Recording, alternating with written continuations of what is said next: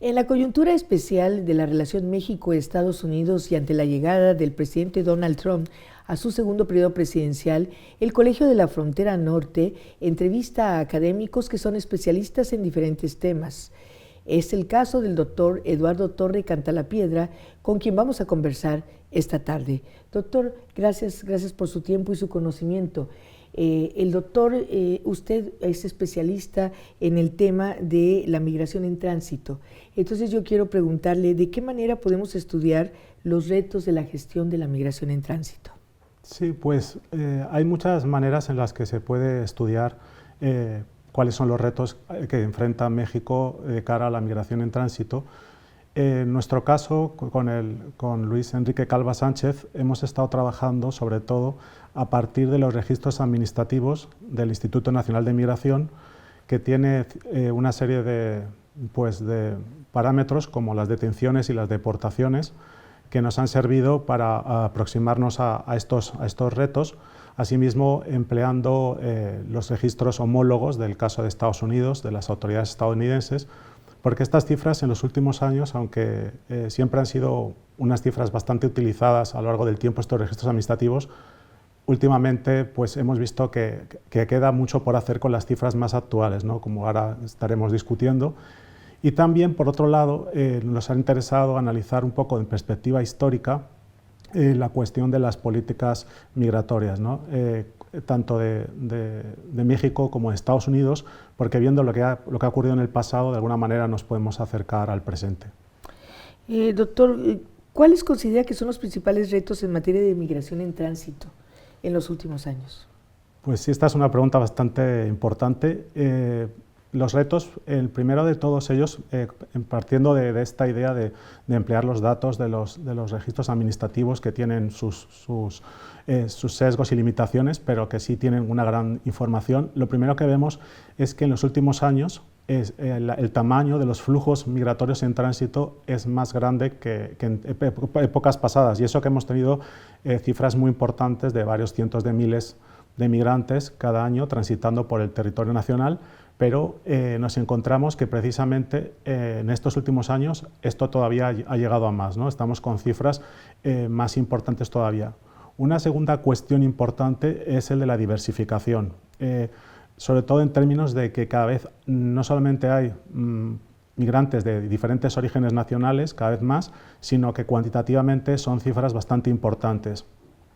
Tradicionalmente hemos tenido la cuestión de la migración del norte de Centroamérica, de Honduras, Guatemala y El Salvador, que eso sabemos que vienen desde los años 80 y 90, pero sucede que actualmente hay otros flujos de otros países, por ejemplo de Sudamérica, como son Venezuela y Ecuador, que han incrementado mucho sus cifras y sus volúmenes. También tenemos migración importante, relevante, del Caribe, tanto de Haití como de otros países como Cuba, y también extrarregionalmente, ¿no? En tercer lugar, una cosa que quisiera destacar también es que no solamente es el volumen y la diversidad de países que hacen que el resto de la gestión de estos flujos sea muy importante para México, sino también tenemos todo este tema de que se trata de poblaciones especialmente vulnerables. Por un lado, tenemos una serie de poblaciones que son vulnerables por las condiciones y motivos que les llevaron a migrar, ¿no? Por ejemplo, también los flujos de refugiados que llegan hasta el país. Tenemos también los casos de las mujeres, niños, niñas y adolescentes migrantes. Es decir, tenemos diversas poblaciones que tienen condiciones particulares de vulnerabilidad. Entonces, esto es todo en términos de políticas no solamente de gestionar y de controlar, sino sobre todo en términos de proteger los derechos humanos de estas personas, pues resulta complicado. Y en cuarto lugar, que eso ya sería una faceta más observada a través de las políticas migratorias de las que estaba refiriendo, que estamos estudiando, es el hecho de que esta gestión de la migración en tránsito no se puede entender sin tener en cuenta las presiones que ha habido por parte del gobierno de Estados Unidos a lo largo del tiempo, que han sido observadas, que siempre ha habido esta influencia y estas presiones, ¿no? Se ha visto de forma más notable, por ejemplo, en el caso del año 2019, con las amenazas de aranceles, de imponer aranceles por parte de Estados Unidos al gobierno, a México, si el gobierno de México no hacía una labor de detener los flujos en tránsito, ¿no? Y bueno, estas serían como las 4 elementos que creo que configuran los mayores retos a día de hoy, ¿no? En términos de gestión. En ese sentido, mi siguiente pregunta, entonces, México, ¿cómo ha respondido a estos retos? Pues entonces, un poco la situación ha sido que históricamente tenemos unos flujos que eran sobre todo de migrantes centroamericanos. Entonces se erigió una suerte de frontera vertical de detención y deportación de migrantes. Esto en buena medida, como digo, se entiende en el contexto de la externalización de las políticas migratorias estadounidenses, pero también en cuanto a las necesidades que tiene México en cuanto a gestionar también pues, los flujos que llegan hasta su territorio. No obstante, llevamos bastantes años en que diversos gobiernos, por lo menos en el discurso, se han comprometido a la hora de pues cambiar la situación y no solamente abogar por el tema del control, sino también pues, optar por cuestiones de proteger a los derechos humanos de los migrantes, cambiar las políticas. Entonces, sucede que analizando estas cifras que habíamos hablado de mayor tamaño y más diversas, nos hemos encontrado que de repente México ya no encuentra las mismas circunstancias como para poder seguir, es más difícil que siga deteniendo y deportando. Entonces, por lo menos una de las políticas que se ha visto en los últimos 3 años del gobierno de López Obrador es que tenemos una caída en el volumen de las deportaciones. Cada vez hay a lo mejor mayor número de detenciones, pero no se deporta a las personas. Entonces, esto no quiere decir que haya habido un giro por completo, ni mucho menos hacia las políticas más humanitarias, pero sí que en buena medida estamos viendo que ya no todo es paradigma de la seguridad nacional, no todo es detener y deportar, sino que estamos viendo que puede haber una serie de cambios. Entre esos cambios, por ejemplo, también desde hace más de una década, México tiene las políticas de refugio. Doctor, en ese sentido, ¿qué implicaciones tiene para la migración en tránsito este segundo mandato de Trump? Pues lo que estamos viendo con este segundo mandato de Trump es que se manejan diversos escenarios. Lo que está claro en que cualquier escenario, lo que vamos a tener es presiones por parte de Donald Trump para que México, en cuanto a lo que refiere a la migración en tránsito, para que haga esta labor pues que tenga el mismo tipo de políticas, que las alinee de alguna manera con las políticas estadounidenses, ¿no?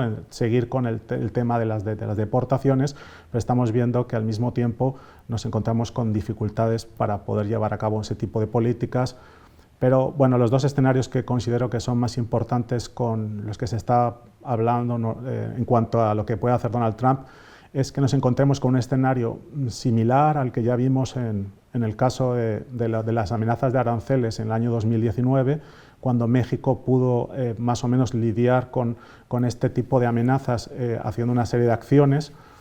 O también está la perspectiva, digamos, más negativa o más pesimista, en el cual pues el equipo que está armando Donald Trump estaría siendo de alguna manera más duro con la migración, sería más duro con la migración y más exigente con México, ¿no? Con respecto a este tipo de amenazas. A lo mejor podríamos ver un escenario también en el cual pues, la situación fuera un poco más compleja a la hora de controlar estos flujos. Doctor, y en ese sentido, ¿qué debe hacer el gobierno mexicano? ¿Qué puede hacer el gobierno mexicano ya con esta realidad que usted nos plantea? Yo creo que el gobierno mexicano debe optar por incrementar todo lo que refiere a lo que hemos visto en estos últimos 3 años de ya no deportar a esta diversidad de países y de migrantes con los costes que eso conlleva, sino tratar de dar alternativas humanitarias, ¿no? Tratar de ver en qué manera puede eso ser reconciliado, claro, con las presiones por parte de Estados Unidos que puede haber de cara a que México siga haciendo este tipo de políticas más restrictivas de la migración y menos humanitarias.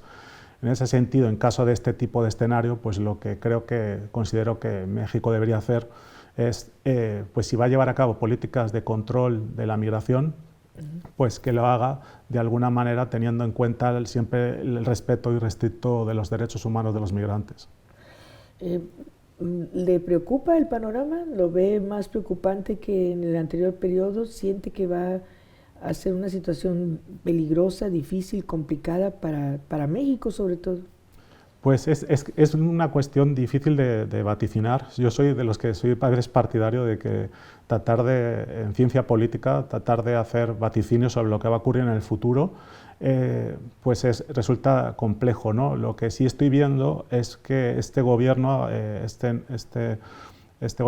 Claudia Sheinbaum, de alguna manera está teniendo una posición un poco más crítica con respecto a las acciones de Donald Trump, y en ese sentido pues están poniendo en marcha alguna serie de herramientas para hacer que este escenario, por lo menos esta es lo que pienso que se está viendo, ¿no?, para afrontar escenarios, digamos, más complejos, ¿no? Y efectivamente, pues eso es lo que muchas veces Trump construye, ¿no?, ese discurso donde su retórica nos habla y nos amenaza de una forma muy, muy fuerte, pero en realidad en la práctica pues resulta ser que no es tanto como lo pintaban, ¿no? En el anterior periodo fue lo del muro, recuerdo mucho que era la gran amenaza, y ahora es la deportación masiva. Sí.